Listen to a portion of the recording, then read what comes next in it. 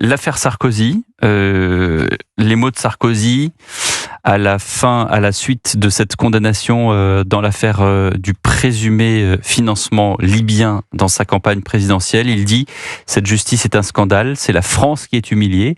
Condamnation assortie, je vous le rappelle, d'un mandat de dépôt exécution provisoire. Le 13 octobre, l'ancien président saura la date de son incarcération. Condamnation qui interroge puisque, rappelons-le, il n'y a aucune preuve directe de ce financement et que le document Mediapart, qui est à l'origine de toute cette affaire, a été clairement authentifié par la justice comme faux.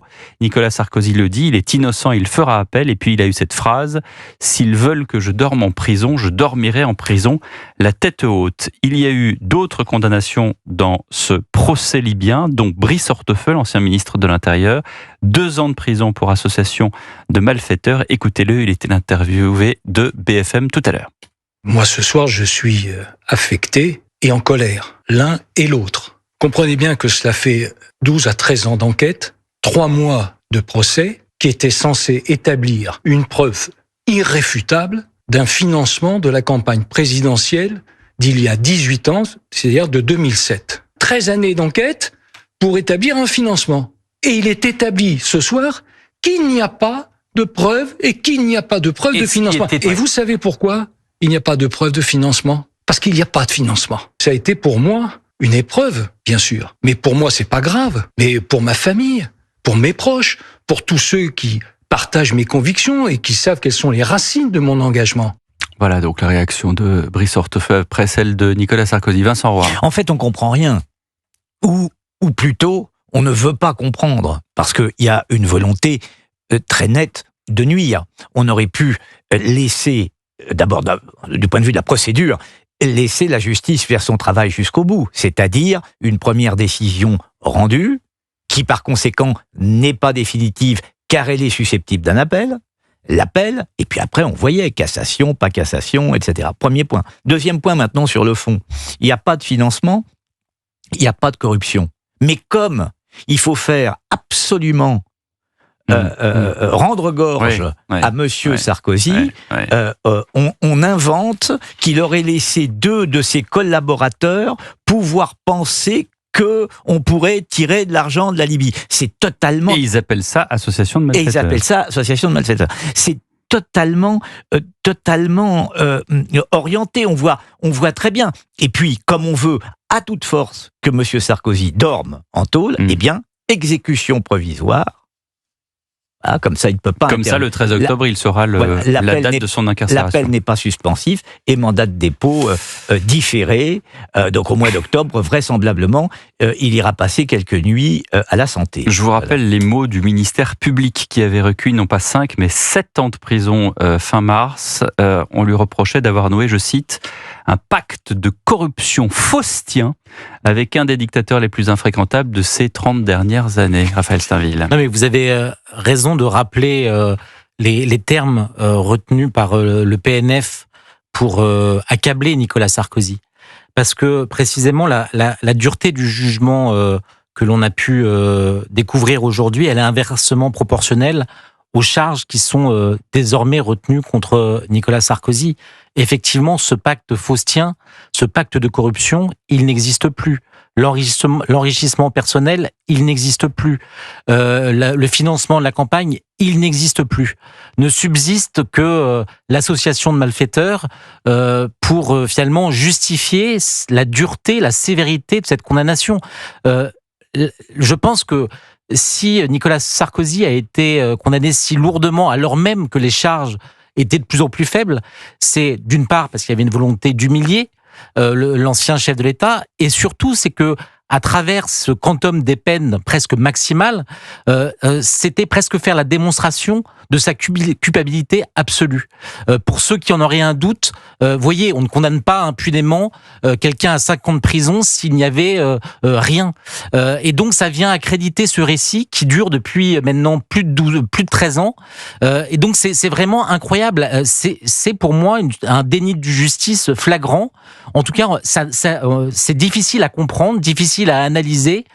Sinon, dans cette volonté des juges que de faire payer Nicolas Sarkozy pour toutes les outrances qu'il a pu leur faire subir depuis des années. Oui, on a presque envie de dire faire subir à Nicolas Sarkozy pour être Nicolas Sarkozy, pour être ce président qui est détesté foncièrement. Non, mais c'est probablement des juges du fait qu'il les a effectivement diminués par certains en disant qu'ils n'étaient pas des petits pois. Des petits pois. Voilà. Non, mais c'est peut-être l'un des derniers politiques à avoir voulu, à défaut de l'avoir exécuté, qui a voulu limiter le pouvoir des juges. Les juges, depuis 40 ans, n'ont cessé de prendre du pouvoir sur les politiques.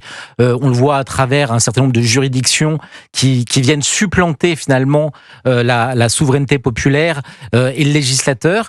Et Nicolas Sarkozy, il avait l'intuition qu'il y avait quelque chose qui ne tournait pas rond. Je pense qu'ils l'ont fait payer durement et on en arrive à une fin de cycle. Oui, et puis il y a une autre chose dans cette affaire quand même, c'est que l'affaire sort à la faveur d'un document de Mediapart attestant véritablement d'un financement libyen. Or, la Cour reconnaît aujourd'hui, au bout de 12 ans d'enquête, avec les moyens que ça implique, les moyens que ça implique, payés par le contribuable. Bien sûr. 12 ans d'enquête pour découvrir à la fin des fins que ce document est un faux. Ce qui veut dire que le document fourni par Mediapart est un faux. Et qu'en réalité, il n'y a pas d'affaire de financement libyen, puisque c'est un faux. Un document qui est produit et versé dans le débat public le 28 avril 2012, à une semaine du second tour entre Nicolas Sarkozy et François Hollande. C'est toujours comme ça que ça se passe. Et donc, on ne peut pas occulter le fait que ce document ait pu changer le cours des choses d'un point de vue politique. Bien entendu. Si on a eu François Hollande et si on a eu aujourd'hui, si on subit peut-être même Emmanuel Macron, c'est peut-être aussi parce que certains journalistes, procureurs quasiment, ont interféré dans la campagne. Alors, la justice aujourd'hui ne dit pas que c'est un faux, elle dit que c'est probablement un faux, mais en tout cas, là où Mediapart, en 2012, expliquait Sarkozy-Kadhafi la preuve du financement en brandissant ce document, on en est... Vous mettez le doute, c'est-à-dire qu'en brandissant un document, le temps qu'il soit authentifié, vous mettez le doute chez certains électeurs qui écoutent certains autres journalistes qui eux-mêmes ont un dogme qui n'est pas forcément le même que le vôtre. Évidemment, ça met le doute. Il y a eu d'autres histoires par le passé, ça remonte à très très loin. Il y a toujours cette histoire du chiffon qu'on agite juste avant une élection majeure. Souvenez-vous, pendant la primaire en 2016, David Pujadas, interrogeant Nicolas Sarkozy devant d'autres candidats de la droite et du centre, lui pose la question en revenant sur justement ce document et il y a cette réponse qui est l'indignité, parce que je pense que Nicolas Sarkozy a l'intime conviction que ce document ne peut pas exister, que c'est un faux, et il s'est battu pour en faire la démonstration. Écoutez, maître Alain Jakubowicz, il était tout à l'heure sur CNews et justement il s'interroge sur les conséquences que peut avoir ce genre de jugement sur les Français qui, on voudrait tous avoir confiance aux institutions judiciaires. Les Français, ils sont défiants à l'égard de tout maintenant, de toutes les institutions. Et on les comprend. J'en suis, défiant à l'égard de la justice, bien sûr, mais défiant également à l'égard du personnel politique. Donc il y a une défiance qui est une défiance généralisée. Voilà, et c'est bien tout le problème de notre système aujourd'hui, de notre état de droit. Il faut sauver l'état de droit. Il faut commencer par sauver l'état de droit, et je suis pas convaincu que la décision qui est rendue aujourd'hui y contribue beaucoup. Vous voyez, vous avez cette décision aujourd'hui, vous avez en parallèle les deux protagonistes principaux du tabassage en règle du policier de Tourcoing qui ont été relâchés entre-temps, en miroir, et vous avez pendant ce temps le mur qui s'effrite, le mur de la fondation, de la confiance qu'ont les gens en la justice. Mais précisément, je ne suis pas sûr que ce soit l'état de droit qu'il faille sauver. L'état de droit, en tout cas, c'est ce qui permet aujourd'hui aux juges, au Conseil constitutionnel, au Conseil d'État d'interférer, voire de limiter le pouvoir des politiques. C'est encore le Vous voulez droit. Dire qu'ils en font un mauvais usage de cette notion d'état de droit. Mais Alain Jakubowicz l'utilise autrement. Oui, mais c'est l'état de notre droit est devenu notre état de droit. Les politiques parce que il faut pas oublier que les politiques ont aussi contribué à va donner toujours davantage de pouvoir aux juges. L'exécution provisoire, c'est quelque chose qui est récent, c'est les politiques, ça date de 2020. C'est la loi Sapin 2, je pense, non, je crois. C'est en 2020, je crois. En tout cas, peut-être qu'elle a été votée avant, mais elle a promulguée en 2020. Donc, le politique a une immense responsabilité dans la manière dont notre état de droit a été dévoyé. Bien sûr. Oui. Et cette histoire d'exécution provisoire, moi, j'ai eu du mal à comprendre comment, dans le cas de Nicolas Sarkozy, elle pouvait être justifiée. Car Nicolas Sarkozy, on sait où il habite, il n'a plus de responsabilité politique, donc il ne va pas recommettre une infraction. C'est pour ça qu'on met les gens en mandat de dépôt. C'est pour qu'ils ne puissent pas contacter d'autres personnes, recommettre une infraction, ou qu'ils puissent fuir et ne plus se présenter devant la justice. Vous avez les mots qu'a eu Bernard-Henri Lévy tout à l'heure chez Laurence Ferrari. Effectivement, l'exécution provisoire, c'est pour pas fuir, pour pas récidiver. Et on va l'écouter justement. Et donc cette histoire de mandat de dépôt entre la première et la deuxième instance, comme si le président Sarkozy allait se sauver, ou comme s'il allait récidiver, parce que c'est ça la règle. On vous met en prison quand vous risquez de recommencer, ou quand vous risquez de vous sauver. Il n'y a aucun risque, ni l'un ni l'autre. Donc il y a là une volonté d'humiliation, c'est difficile à comprendre. Oui, c'est absolument, c'est même tout à fait incompréhensible, sauf à penser qu'effectivement le juge veut que M. Sarkozy aille en prison, c'est tout. Une pause, le rappel des titres et on reprend la discussion avec Raphaël Steinville et Vincent Roy sur Europe 1. Juste avant de réécouter Jean-Michel Darrois, l'un des avocats de Nicolas Sarkozy, vous vouliez, Vincent Roy, revenir sur la notion d'état de droit qui a été évoquée tout à l'heure dans le débat. Oui, parce que voilà où on est aujourd'hui. À l'heure où nous parlons, notre état de droit. Vous avez une décision de justice qui est rendue et qui, par conséquent, qui est une décision de première instance, qu'on ne peut absolument pas, dans notre état de droit, logiquement, considérer comme définitive. Cette décision étant susceptible d'appel, fait de Nicolas Sarkozy un innocent, puisqu'il est présumé innocent, de toute façon, de toute charge, avant qu'une décision définitive soit rendue, c'est-à-dire en appel ou au-delà en cassation. Donc pour l'instant, il est jugé innocent. Eh bien, notre état de droit est dans un tel état que un type présumé innocent peut terminer en prison. Raphaël. Oui, moi je pense qu'il faut pouvoir interroger notre état de droit. Le grand problème de la justice aujourd'hui, c'est qu'on a des juges qui, d'une certaine manière, sont irresponsables. Avez-vous déjà vu un juge, après avoir relâché un OQTF qui commettrait dans les jours qui suivent un crime atroce, un viol, que sais-je, avez-vous déjà vu un juge devoir s'expliquer de la décision qui a conduit à la libération? Jamais, aucune décision de justice n'est jamais interrogée à l'aune de ce qui peut apparaître comme des situations absolument ubuesques. En l'occurrence, s'agissant de Nicolas Sarkozy et regardez le procès de Claire Géronimi. Bien sûr. Avec ce type qui roule des mécaniques, qui enlève sa chemise, qui joue avec le tribunal. C'est infernal. Oui, et en l'espèce, Nicolas Sarkozy est condamné, alors autant pour l'humilier, mais aussi parce que les juges cherchent à faire oublier, c'est ce que je disais précédemment, cherchent à faire oublier que finalement, il a été presque lavé des chefs d'accusation principaux qui pesaient sur lui, et donc il y avait une nécessité d'une dureté de la sanction. D'où la réaction tout à l'heure de Jean-Michel Darrois, l'un des avocats de Nicolas Sarkozy. Il y a une justice spéciale pour Nicolas Sarkozy. Pas de financement, pas de corruption. Et néanmoins, le tribunal a cru bon de prononcer une peine ferme contre Nicolas Sarkozy, une peine lourde. Je pense, contrairement au tribunal, que ça n'est pas Nicolas Sarkozy qui met en danger la démocratie, mais plutôt de mauvaises décisions judiciaires. Il y a des erreurs, toujours, dans la justice. Là, c'est une erreur lourde et en plus contradictoire avec ses motifs. D'un côté, on reconnaît que Nicolas Sarkozy est innocent. D'un autre côté, on le condamne très lourdement. C'est incompréhensible et je pense que tout le monde ne peut être que choqué par cette façon de faire. Vincent Roy. Enfin, nous assistons, j'entends, évidemment, je suis d'accord avec ce que dit l'avocat de Nicolas Sarkozy, mais enfin, à quoi avons-nous assisté si ce n'est à un procès politique ?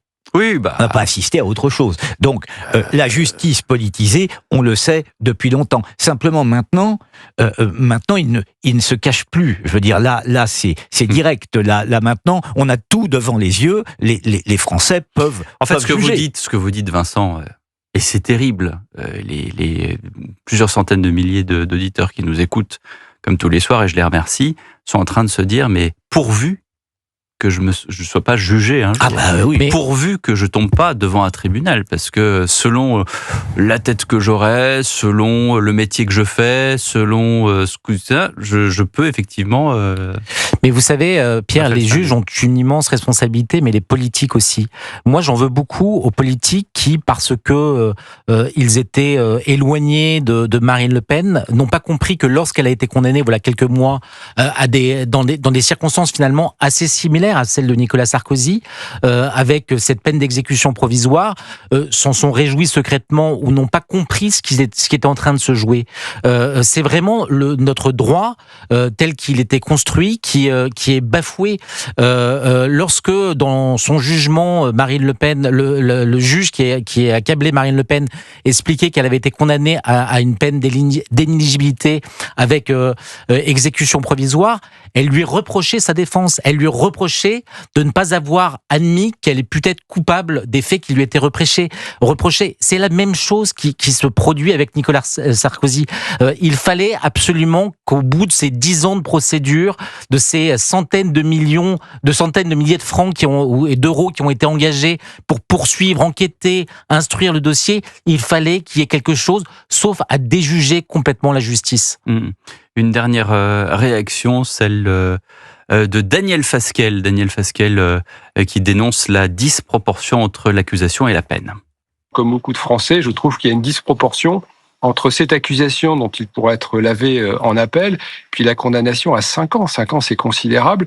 Puis surtout l'exécution provisoire. Enfin, Nicolas Sarkozy a été président de la République. Il a consacré une partie de sa vie à la France, au pays. Lui infliger une humiliation pareille, je trouve cela anormal et très injuste, comme il l'a dit lui-même. Voilà ce que dit l'ancien trésorier des Républicains. Vous remarquerez quand même que la classe politique de droite est assez prudente sur les déclarations. On n'a pas un mur, une foison, une haie d'honneur en disant mais en fait. Mais je crois qu'ils passent à côté du sujet. Ils font état de leur amitié, de leur admiration pour Nicolas Sarkozy. Revient souvent.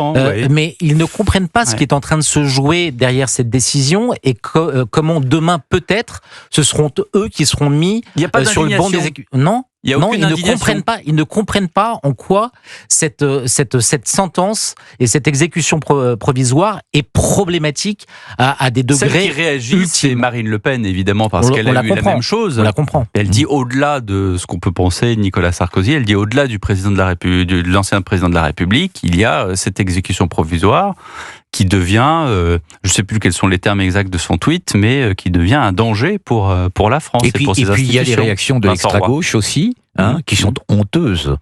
Mais qui sont attendues. Qui sont attendues. Oui, voilà. Ce qui est moins attendu quand même avec cette histoire de documents libyens, c'est que, évidemment, Mediapart est au sommet de la jubilation, là, et il continue à dire, voyez ce qu'on vous avait dit, le financement libyen. Alors que le truc est faux. Non mais, c'est plus du journalisme, c'est du mensonge. C'est du mensonge, c'est autre chose. Vous savez, c'est le dogme de Trumpien. Quand vous voyez, comme il est sur le dogme trumpien réside en 3, vous savez, il y a 3 règles. Et la première, c'est l'attaque. La deuxième, c'est deny everything, c'est-à-dire nier tout ce qu'on vous reproche. Et le troisième, c'est même quand t'as perdu, tu dis que t'as gagné.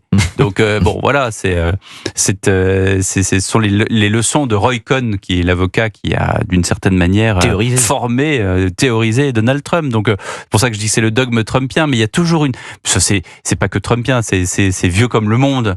Ça remonte encore à la Grèce antique et à beaucoup d'autres qui ont suivi. Mais il y a cette façon quand même de retourner. On parle souvent d'ailleurs dans les émissions récemment, dans le journal du dimanche aussi, je lis souvent ça, de renversement des valeurs. C'est-à-dire qu'on arrive quand même et tout le monde gobe. Hein. Il y a une espèce de gobitude générale, si j'ose dire, qui est incroyable. Et un jour, peut-être, encore une fois, c'est marrant, je fais exactement la même conclusion qu'en première heure, mais là c'est la deuxième heure. Je ne suis pas en train d'annoncer la fin de Rome. Je ne suis pas en train d'annoncer la chute de l'Empire romain. Mais quand même, il y a quelques digues qui sont en train de sauter. Ah oui. Il y a quelques digues. Le verre est dans le fruit en tous les cas. Il y a quelque chose, hein. Aussi bien sur la justice, aussi bien sur la politique. Là, on a quand même un Premier ministre qui peine, qui a jusqu'à mi-octobre pour trouver un budget. 6-7 octobre pour présenter son budget. Il a personne qui est d'accord avec lui. Comment est-ce que ça va sortir ? Il n'y a pas de ministre. Il n'y a pas de gouvernement. Donc, qu'on aborde le sujet du budget, qu'on aborde celui de la justice, qu'on aborde celui des OQTF, qu'on aborde celui de l'école, il n'y a rien qui tient. Il n'y a rien qui marche. Je ne sais pas comment là. C'est la conclusion terrible de cette émission, chers amis. 20h55. Merci Vincent, merci Raphaël.